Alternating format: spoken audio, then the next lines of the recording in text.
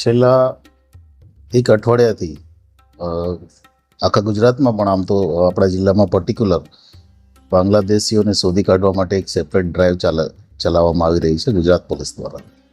અને એ સંદર્ભે અમે આ અરવલ્લી જિલ્લામાંથી 13 જે શંકાસ્પદ લોકો છે એમની પૂછપરછ ડિટેલમાં કરેલી. એમાં ટેકનિકલ એનાલિસિસનો પણ ઉપયોગ કરવામાં આવેલો અને એ સિવાય એમની પાસે જે પણ ડોક્યુમેન્ટ અવેલેબલ છે તમામને ચેક કરવામાં આવેલા. એ બધું ચેક કર્યા પછી 2 દિવસ પહેલાં અમને નૂપુર ડોટર ઓફ નૂર મોહમ્મદ હવાલદાર, કે જે આમ તો અમદાવાદ રહે છે પણ છેલ્લા 2-3 અઠવાડિયાથી મોડાસા ખાતે આવેલા અને તેઓ મૂળ બાંગ્લાદેશના છે. એમની પાસેથી પુરાવા માંગતા કોઈ ઇન્ડિયન પુરાવો મળેલો નથી.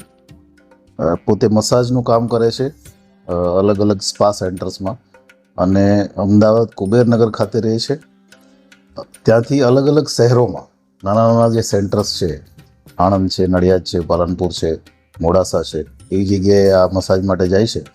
અને એમને પોલીસે અરેસ્ટ કરી અને આગળની જે કાર્યવાહી છે તેમાં જોઈન્ટ ઇન્ટ્રોગેશન છે, એમનું ડિપોર્ટેશન છે, એ કાર્યવાહી ચાલે છે.